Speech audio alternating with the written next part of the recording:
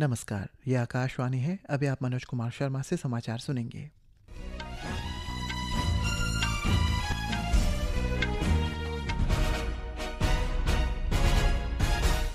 पहले मुख्य समाचार। प्रधानमंत्री नरेंद्र मोदी और म्यांमार के राष्ट्रपति ऊ मिन आउंग लाइन ने नई दिल्ली में द्विपक्षीय वार्ता की। भारत ओमान व्यापक आर्थिक साझेदारी समझौता लागू। भारतीय निर्यातकों को ओमान में 98% उत्पाद समूहों पर शुल्क मुक्त बाजार पहुंच मिलेगी। अरुणाचल प्रदेश राज्य परिवहन सेवा APSTS के 50 गौरवशाली वर्ष के उपलक्ष्य में आयोजित 3 दिवसीय स्वर्ण जयंती समारोह तिरप जिले के खोंसा में संपन्न। समारोह में केंद्रीय सड़क परिवहन एवं राजमार्ग राज्य मंत्री अजय तामता ने शिरकत की। मई महीने में सकल GST संग्रह बढ़कर 1,94,000 करोड़ रुपए से अधिक हुआ। PM स्वनिधि योजना के 6 साल पूरे। प्रधानमंत्री नरेंद्र मोदी ने कहा, योजना ने रेहड़ी पटरी वालों के लिए विकास के नए अवसर खोले हैं। पश्चिम एशिया में तनाव फिर तेज। अमेरिका ने ईरान में रडार और ड्रोन प्रणालियों पर हमले किए। और हांगकांग में एशियाई अंडर-20 एथलेटिक्स चैंपियनशिप में भारत ने 10 स्वर्ण सहित 19 पदक जीते हैं। अब समाचार विस्तार से। प्रधानमंत्री नरेंद्र मोदी और म्यांमार के उपराष्ट्रपति ऊ मिन आउंग लाइन के बीच नई दिल्ली में द्विपक्षीय बैठक हुई। दोनों नेताओं के बीच ऐतिहासिक और सभ्यतागत संबंधों को और सुदृढ़ करने के लिए वार्ता हुई। बातचीत के दौरान म्यांमार और भारत के बीच सुरक्षा और संपर्क सहित दोनों देशों के संबंधों के सभी पहलुओं पर चर्चा की गई। हमारे संवाददाता ने बताया है कि म्यांमार के राष्ट्रपति आज शाम राष्ट्रपति भवन में राष्ट्रपति द्रौपदी मुर्मू से मुलाकात करेंगे। सांस्कृतिक परिसर में आयोजित light and the lotus relics of the awakened one प्रदर्शनी का भी दौरा करेंगे। इस प्रदर्शनी में भगवान बुद्ध से संबंधित पिपरहवा पवित्र अवशेषों तथा उनसे जुड़ी महत्वपूर्ण प्राचीन धरोहरों का प्रदर्शन किया जा रहा है। म्यांमार भारत की नेबरहुड फर्स्ट, एक्ट ईस्ट और महासागर नीतियों के संगम पर स्थित है। म्यांमार के राष्ट्रपति की भारत की यह आधिकारिक यात्रा से दोनों देशों के बीच बहुआयामी संबंधों को और गहराई मिलेगी तथा दोनों देशों के बीच साझेदारी के नए अवसर खुलने की आशा है। अनुपम मिश्र, आकाशवाणी समाचार, दिल्ली।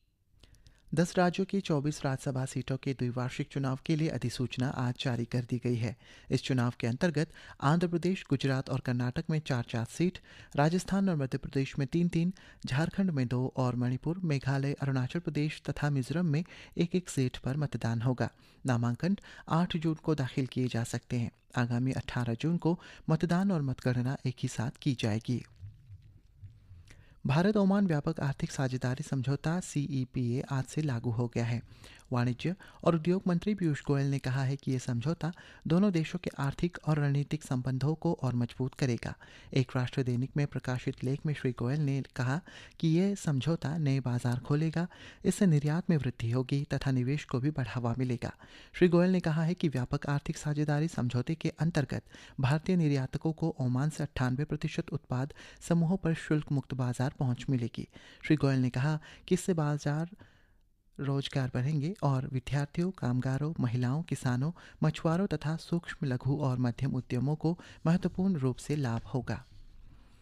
अरुणाचल प्रदेश राज्य परिवहन सेवा APSTS के 50 गौरवशाली वर्ष के उपलक्ष्य में आयोजित 3 दिवसीय स्वर्ण जयंती समारोह तिरप जिले के खोंसा में संपन्न हुआ।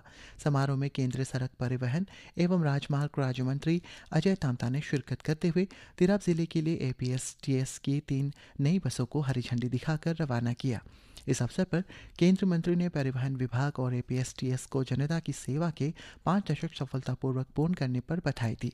उन्होंने कहा कि APSTS दूरदराज और दुर्गम क्षेत्रों सहित अनगिनत समुदायों के लिए जीवन रेखा के रूप में कार्य करता रहा है।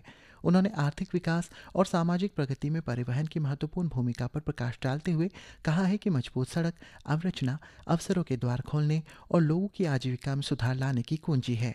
केंद्रीय मंत्री ने यह भी जानकारी साझा की है कि भारत सरकार केंद्र सड़क और अवसंरचना निधि CRIF तथा राष्ट्रीय राजमार्ग एवं अवसंरचना विकास निगम लिमिटेड NHAIDCL द्वारा संचालित कई प्रमुख परियोजनाओं के माध्यम से अरुणाचल प्रदेश को निरंतर सहयोग प्रदान कर रही है।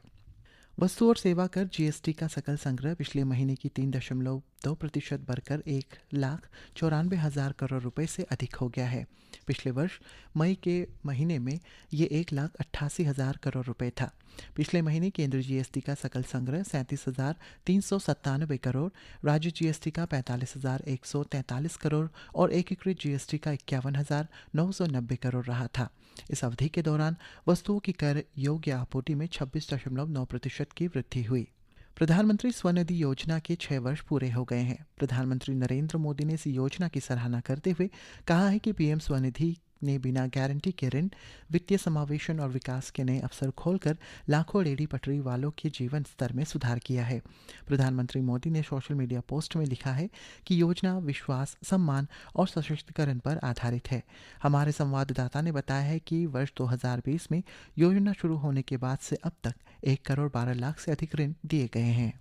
देश के लाखों रेहड़ी पटरी वालों को पिछले 6 साल से पीएम स्वनिधि स्कीम के जरिए आसानी से कर्ज मिल रहा है। इससे उनके लिए अस्थायी आजीविका सुनिश्चित हो पाई है। इस योजना के तहत बिना किसी गारंटी के 3 चरणों में क्रमशः 15,000, 25,000 और 50,000 रुपए तक के कर्ज उपलब्ध कराए जाते हैं। इन कर्जों पर ब्याज सब्सिडी तथा ऋण गारंटी सहायता भी प्रदान की जाती है। इस पहल से देश भर के शहरों और कस्बों में 75 लाख से अधिक लाभार्थियों को फायदा हुआ है। पीएम स्वनिधि योजना के तहत अब तक 17,800 करोड़ रुपए से अधिक के कर्ज वितरित किए जा चुके हैं। इसके अलावा 55 लाख से अधिक लाभार्थियों को इस स्कीम से डिजिटल रूप से जोड़ा गया है। सुपर्णा सैकिया के साथ अंकित कुमार, आकाशवाणी समाचार, दिल्ली। होटल, रेस्टोरेंट्स और अन्य व्यवसायों द्वारा उपयोग किए जाने वाले 19 किलोग्राम के वाणिज्यिक एलपीजी सिलेंडरों की कीमतों में देश भर में वृद्धि की गई है। हालांकि घरों में उपयोग होने वाली घरेलू गैस की दरों में कोई बदलाव नहीं किया गया है। दिल्ली में व्यावसायिक एलपीजी सिलेंडर की कीमत 42 रुपये की वृद्धि हुई है और अब इसकी कीमत 3,113 रुपये 50 पैसे हो गई है। मुंबई में 43 रुपये 50 पैसे की वृद्धि के साथ नई कीमत 3,067 रुपये 50 पैसे होगी। कोलकाता में 53 रुपये 50 पैसे की वृद्धि के साथ व्यावसायिक सिलेंडर की कीमत अब 3,255 रुपये 50 पैसे होगी। वहीं चेन्नई में कीमतों में 42 रुपये की वृद्धि हुई है और अब इसकी कीमत 3,283 रुपये हो गई है। ईरान ने अमेरिका के एक ड्रोन को मार गिराया है। अमेरिका के ईरान ने रडार में और ड्रोन नियंत्रण स्थलों पर हमले के बाद पश्चिम एशिया में तनाव एक बार फिर से बढ़ गया है। ईरान ने जवाबी हमले की बात स्वीकार की है। जवाबी कुवैत ने कहा है कि वो आने वाले ड्रोन और मिसाइल हमलों को रोक रहा है।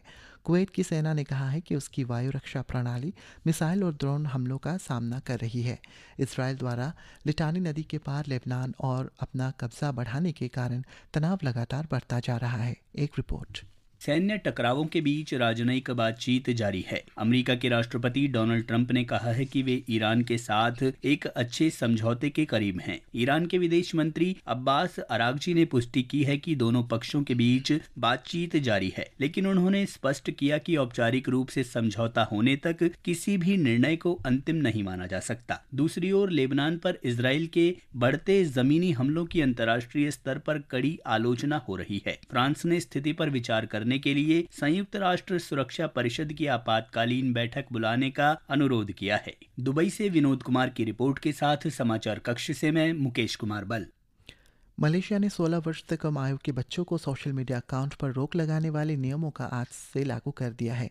इसके अंतर्गत कम से कम 80 लाख उपयोगकर्ताओं वाले सोशल मीडिया प्लेटफॉर्म को आयु सत्यापन प्रणाली लागू करनी होगी।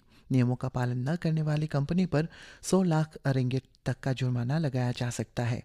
सरकार ने कहा है कि इन उपायों का उद्देश्य बच्चों को हानिकारक सामग्री, साइबर बुलिंग जैसे चीज़ों से बचाना है। ऑस्ट्रेलिया, ब्राज़ील और इंडोनेशिया सहित अन्य देशों से भी बच्चों के सोशल मीडिया तक पहुंच पर आयु आधारित प्रतिबंधों की घोषणा की है। भारत ऑस्ट्रेलिया रक्षा मंत्रियों की दूसरी संवाद बैठक नई दिल्ली में आयोजित हो रही है। रक्षा मंत्री राजनाथ सिंह और ऑस्ट्रेलिया के उप प्रधानमंत्री तथा रक्षा मंत्री रिचर्ड मार्ल्स बैठक की सह अध्यक्षता कर रहे हैं। बैठक के दौरान श्री सिंह ने कहा है कि भारत और ऑस्ट्रेलिया के बीच रक्षा संबंध काफ़ी मजबूत हुए हैं।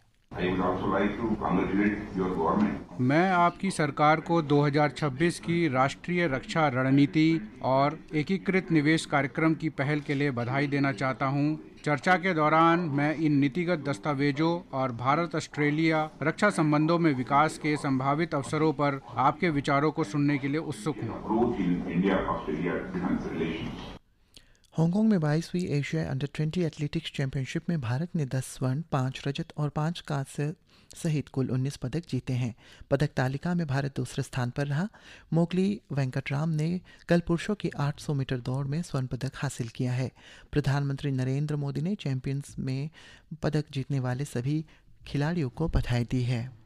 इसी के साथ ये समाचार बुलेटिन समाप्त हुआ। नमस्कार।